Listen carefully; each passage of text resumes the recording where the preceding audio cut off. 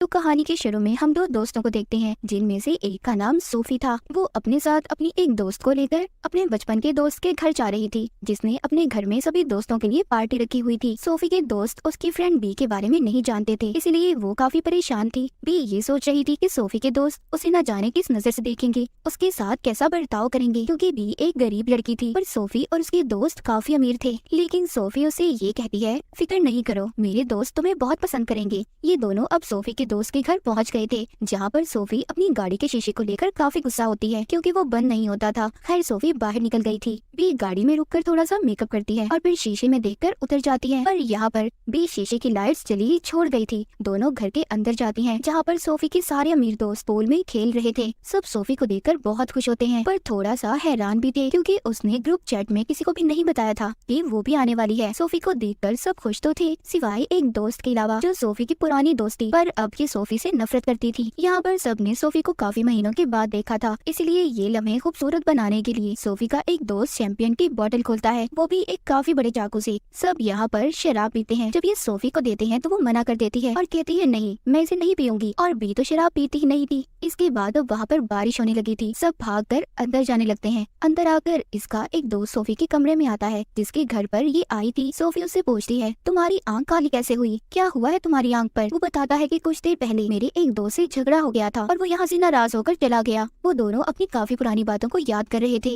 जब ये दोनों बैठे बातें कर रहे थे, तभी वो सोफी की पुरानी दोस्त बी के पास जाती है और कहती है कि बी जरा तुम सोफी से दूर ही रहना तो तुम्हारे लिए अच्छा होगा। इसके बाद बी जब किचन में जाती है तो वहाँ पर कुछ लड़कियाँ टिकटॉक वीडियोस बना रही थी। बी को इस माहौल में थोड़ा सा अजीब लग रहा था, क्योंकि वो बाकी लड़कियों की तरह एंजॉय नहीं करती थी। सभी लड़कियाँ बी से पूछती हैं कि तुम्हारी और सोफी की दोस्ती कैसी चल रही है। बी भी उनको जवाब देती है कि बहुत अच्छी। अब रात हो गई थी और अब हुई थी इनकी असल पार्टी शुरू। ये सभी बहुत ज्यादा मजे करती हैं, डांस करती हैं, शराब पीती हैं। यहाँ पर जब सोफी और बी डांस कर रहे थे तो उस दोस्त को ये बात अच्छी नहीं लगती, जो सोफी की पहले दोस्त थी, कि बी के साथ वो इतने ज्यादा मजे कर रही है और अब वो भी बी को अपने साथ डांस करने का कहती है। जब सोफी उसे ऐसा करते देखती है तो उसे ये बात अच्छी नहीं लग रही थी। सोफी यहाँ पर सबसे एक गेम खेलने का बोलती है। वो कहती है, हमें यहाँ पर एक गेम खेलनी चाहिए जिसका नाम है बॉडीज बॉडीज। इस गेम के रूल्स असूल बहुत ज्यादा है। सबको एक पेपर मिलेगा, जिसके पेपर पर एक्स लिखा हुआ होगा वो हम में से कातिल होगा, और जो कातिल होगा उसे सबको ढूंढना होगा, फिर जिसके बाद उन्हें मार देगा, असल में नहीं बस गेम में ही। और जो प्लेयर मर जाएगा उसे लेटकर बस मरने का नाटक करना होगा। फिर जो लाश को ढूंढेगा उसे बॉडीज बॉडीज कहकर शोर मचाना होगा। बस यही गेम है। सब इस गेम को खेलने के लिए तैयार थे। सभी गेम शुरू करने से पहले शराब पीते हैं और एक दूसरे को थप्पड़ मारते हैं। काफी अजीब था ये सब। ये सभी लाइट्स को बंद कर देते हैं। गेम को शुरू कर दिया जाता है। सब अपने फोन की लाइट्स को जलाकर एक एक करके छुप गए थे। बी अपने मोबाइल फोन की लाइट जलाकर छुपने की जगह को ढूंढ रही थी, तभी उसे आवाज आती है, बॉडीज बॉडीज, कातिल ने किसी को मार दिया था। यानी कि इसका मतलब ये था कि एक प्लेयर ने किसी को ढूंढ लिया है। सब अब दोबारा से इकट्ठे होते हैं। इनका एक दोस्त मर गया था, मतलब वो मरने का नाटक कर रहा था। सब सोचते हैं कि हमारे दरमियान में कातिल कौन है। सभी एक दूसरे पर इल्जाम लगा रहे थे। कोई कहता है कि तुम कातिल हो, तो कोई कह रहा था कि तुम। इनमें आपस में झगड़ा हो गया था, पर ये गेम वाला झगड़ा नहीं था। ये लड़ाई इनकी असल लड़ाई में बदल जाती है।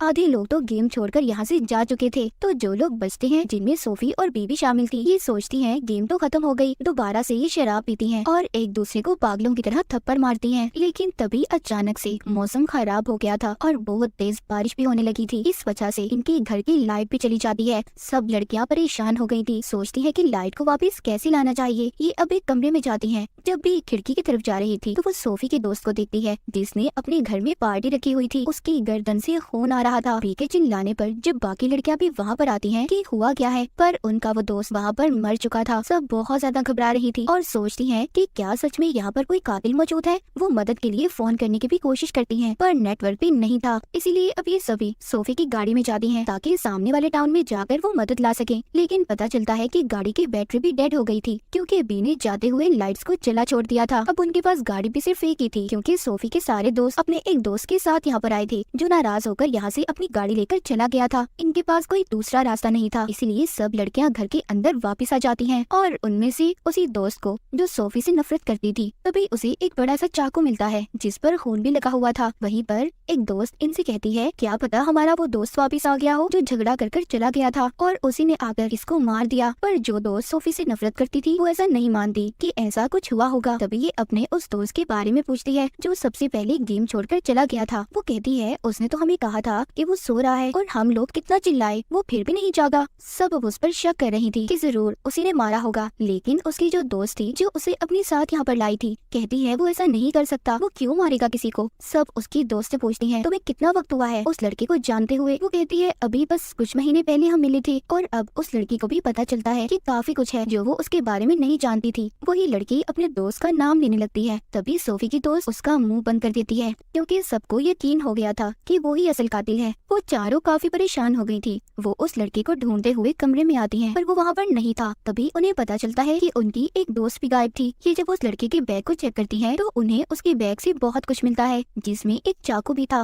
वो सोचती है कि अगर ये कातिल नहीं है तो इसने ऐसी चीजें अपने बैग में क्यों रखी हैं। फिर इनको अपनी वो दोस्त भी मिल गई थी जो गायब हुई थी। उसको पागलों वाले दौरे पड़ रहे थे। ये उसको दवाई देती हैं, जिसके बाद खुद भी सब आराम करती हैं। बाद में सभी लड़कियां उस लड़के के पास आती हैं जो एक कमरे में हेडफोन लगाकर लेटा हुआ था, इसीलिए उसे किसी चीज की आवाज नहीं आई थी। सभी लड़कियां उससे पूछती हैं कि इतना कुछ हो गया, तुमने कुछ नहीं सुना। जब ये इसको चाकू दिखा रही थी तो तभी ये उनसे वो चाकू छीनने की कोशिश करता है। वो सभी को कहता है कि शांत हो जाओ और अपने चाकू को नीचे रखता है। पर तभी दो लड़कियां कूदकर उस पर हमला कर देती हैं, पर वो जैसे तैसे खुद को उनसे दूर करता है। तभी सोफी चाकू को उठाती है, लेकिन वो लड़का उसे चाकू छीन लेता है। पीछे से बीबी देख रही थी। ये सोचती है कि ये सोफी को मार देगा, इसलिए ये पीछे से आकर उसके सर पर वार करके उसे मार देती है। उसे देखकर सारी लड़कियों ने अपने होश खो दिए थे और जिसका वो लड़का दोस्त था वो तो काफी दुखी थी। बी को भी अपने ऊपर यकीन नहीं आ रहा था कि उसने किसी का खून कर दिया है। वो परेशानी में अपने कपड़ों पर ही उल्टी कर देती है। बाहर आकर फिर से सोफी की अपनी दोस्त के साथ लड़ाई हो गई थी। वो आपस में अपने उस दोस्त को लेकर झगड़ा कर रही थी जो सबसे पहले मरा था, जिसका ये घर था। सोफी कहती है कि तुम उसे प्यार नहीं करती थी, वो तो बस अमीर था इसीलिए तुम उसके साथ रह रही थी। उधर ही वो लड़की सोफी की बातें सुनकर कहती है कि अच्छा, उसने तो मुझे ये भी कहा था कि शुक्र है उसकी जिंदगी से सोफी चली गई, सोफी का पागलपन भी उसे अब झेलना नहीं पड़ेगा। सब बातें सुनकर सोफी को काफी दुख होता है कि उसका इतना अच्छा दोस्त उसके बारे में ये सब सोच रहा था। सब बातें सुनकर सोफी उसे कहती है, तुम मर जाती तो अच्छा होता। वो लड़की इसकी बातें सुनकर यहाँ से चली गई थी। उधर बी को दिखाया जाता है जो अपने जिस्म से खून को साफ करके कपड़े बदल रही थी। ये अब सभी अलग अलग हो चुकी थी और सब एक दूसरे को ढूंढ रही थी। तभी अचानक से एक लड़की का पाँव अटक जाता है और वो अपनी दोस्त की लाश पर जाकर गिरती है। ये वही लड़की थी जो सोफी से झगड़ा कर रही थी। अब इनकी एक और दोस्त मर गई थी। सोफी की जो पहली दोस्त थी जो उससे नफरत करती थी, कहती है कि अब तो वो भी मर गया जिसको हम कातिल समझ रहे थे, तो असल में कातिल है कौन। इनकी एक दोस्त यहाँ पर कहती है कि तुम लोग मान लो हमारे बीच में ही कोई कातिल है जो हमारी जान के पीछे पड़ा है और हमें उस कातिल को ढूंढना होगा, इससे पहले कोई और मारा जाए। अब जवाब ढूंढने के लिए सोफी की दोनों दोस्तें बी पर इल्जाम लगाती हैं क्योंकि वही थी जिसके बारे में ये कुछ भी नहीं जानती थी। वो दोनों कहती है, हमने तुम्हारे बारे में सर्च किया, तुम्हारे नाम की तो कोई लड़की सोशल मीडिया पर है ही नहीं और तुम्हारा नाम तो यूनिवर्सिटी में भी नहीं है, यहाँ तक कि हमारे दोस्त की लाश को भी पहले तुम ही ने देखा था। वो लड़की कहती है, और तुमने मेरे दोस्त को भी मारा है जिससे मैं प्यार करती थी। ये सब कहकर वो दोनों लड़कियां सोफी की दोस्त बी को घर से बाहर निकाल देती हैं। बाहर बहुत तेज तूफान था और बारिश भी बहुत तेज हो रही थी। इन्होंने घर के सभी दरवाजों को बंद कर दिया था, इसलिए बी अब सोफी की गाड़ी में छुपने के लिए चली जाती है। गाड़ी के शीशे को नीचे करती है और गाड़ी में जाकर बैठ गई थी। वो सूखे कपड़े पहनती है और चिप्स खाती है। वो फिर से जाने की कोशिश करती है। जब वो खिड़की पर खड़ी थी तो वो सोफी की दोस्त को देखती है जो सोफी से नफरत करती थी। वो अपने दोस्त के डैड की बंदूक को चुरा रही थी। कुछ देर के बाद बी को एक खुफिया रास्ता मिलता है जिससे वो घर के अंदर आ जाती है। वो सोफी और उसके साथ दूसरी लड़की को बताती है कि सोफी, तुम्हारी ये दोस्त जिसका नाम जॉर्डन है, उसके पास बंदूक है। पर जॉर्डन अपनी जेब दिखाती है, उसके पास कुछ भी नहीं था। उसकी जेब से एक पेपर गिरता है जिस पर एक्स लिखा हुआ था, यानी कि जॉर्डन ही कातिल थी।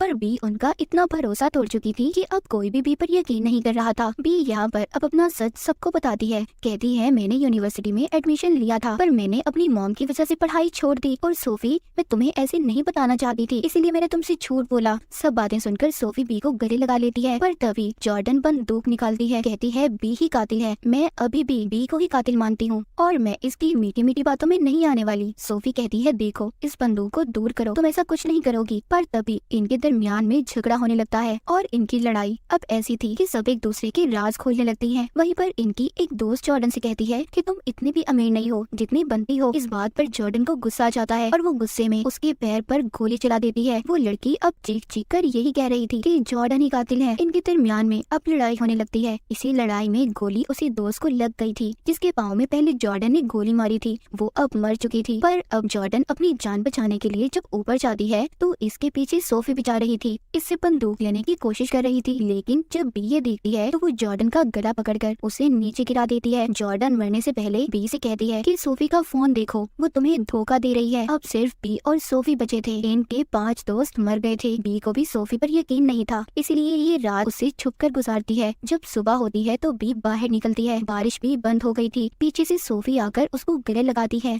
बी के पास जॉर्डन की बंदूक थी। वो उससे कहती है पहले अपना फोन दिखाओ, पर इस बात पर वो नहीं मानती। तभी उनका झगड़ा होने लगता है और दोनों जाकर पूल में गिरती हैं। बी जब बाहर आती है तो उसे एक फोन मिलता है, लेकिन ये फोन सोफी का नहीं था, ये सोफी के दोस्त का था जिसके घर में ये दोनों पार्टी में आई थी। बी उसके फोन को अनलॉक करती है, जिसके बाद दोनों एक वीडियो को देखती हैं जिसमें वो एक शराब की बोतल को बहुत बड़े चाकू से खोल रहा था, पर गलती से वो उसकी गर्दन पर लग गया। उसका गला कट गया और उसी की वजह से उसकी मौत हुई थी। यानी कि यहाँ पर कोई कातिल था ही नहीं। जितने भी लोगों की जान गई सब बेकार में मारे गए। तभी वहाँ पर सोफी का वो दोस्त आता है जो झगड़ा कर चला गया था। वो वहाँ पर पड़ी जब लाशों को देखता है तो सोचता है कि आखिर यहाँ पर हुआ क्या था। तभी बी देखती है फोन में सिग्नल्स आ गए थे और लाइट भी आ गई थी। तो यहाँ पर बेचारे जितने भी दोस्तों की जान गई सब बेकारी में मारे गए। ना तो कोई कातिल था और ना ही उनके मरने की कोई वजह, ना कोई दुश्मनी। बाज दफा हम ऐसी गलतियाँ कर जाते हैं जिस बारे में हम खुद भी नहीं जान पाते कि हम कर क्या रहे हैं। तो कुछ भी करने से पहले उस बात का जरूर पता करें कि आखिर असल बात क्या है। और इन दोस्तों ने जो गलती की ये अपनी जान से गए, या फिर ये कह लें ये इनकी बेवकूफी थी।